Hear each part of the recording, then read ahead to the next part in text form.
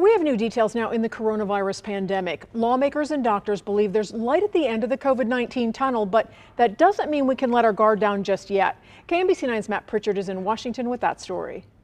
Experts say this comes down to vaccinations. The more shots that are given, the quicker we get back to normal, but several obstacles still remain.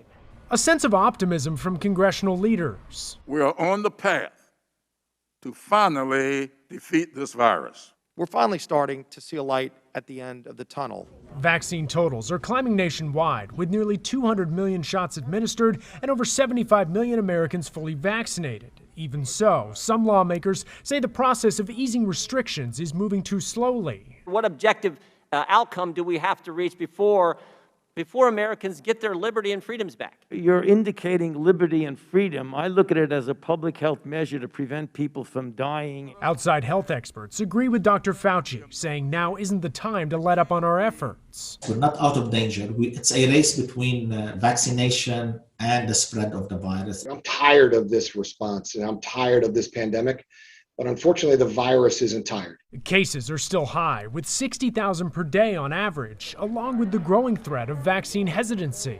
Nothing should detract from the fact that Americans need to get vaccinated. The pause of Johnson & Johnson's COVID-19 vaccine due to a small number of blood clot cases could deter some from getting their shot. Now, doctors say they understand those worries, but at the same time, the system is operating exactly the way it should. It picked up a very rare event. In Washington, Matt Pritchard, KMBC 9 News. Currently, the most common variants here in the U.S. are those first detected in the United Kingdom, South Africa, and Brazil.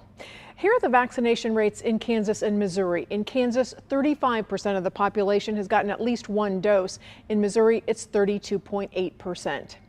Postal workers have stayed on the job throughout this pandemic, and now many are finally getting vaccinated. KMBC9's Emily Hallwick shows us how a new partnership is giving local USPS employees easy access to the vaccine.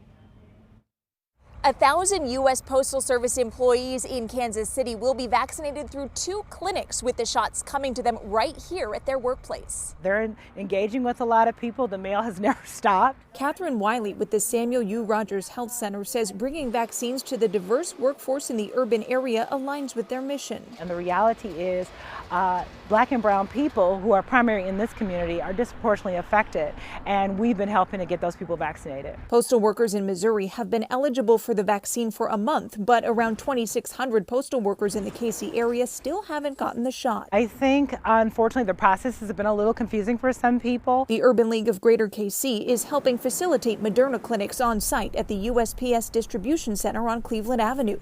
President Gwen Grant says it's also a chance for education about the vaccine. We are focusing on addressing vaccine hesitancy with the goal of increasing vaccine uptake in Black and brown communities. We're making sure that we're educating those who are concerned or just misinformed and making sure that people are protected. Emily Holwick, KMBC 9 News.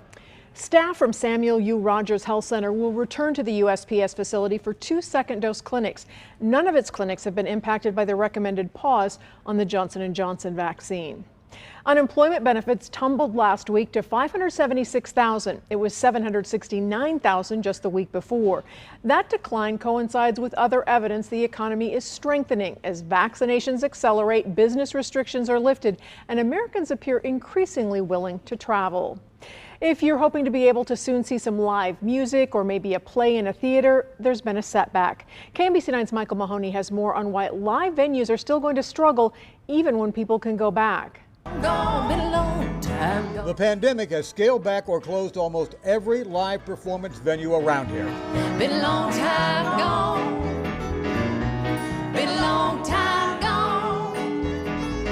The Folly Theater last winter.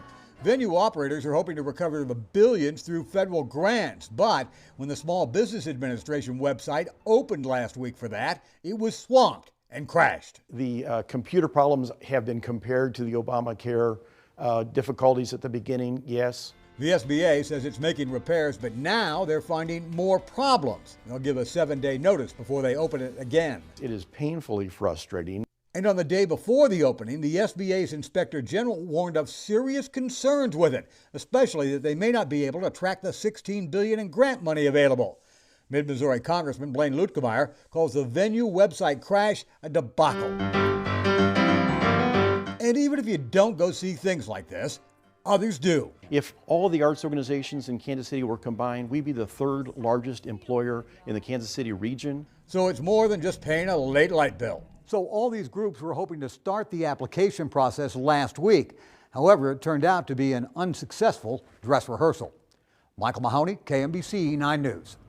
It's estimated half of all live entertainment workers were laid off during the pandemic.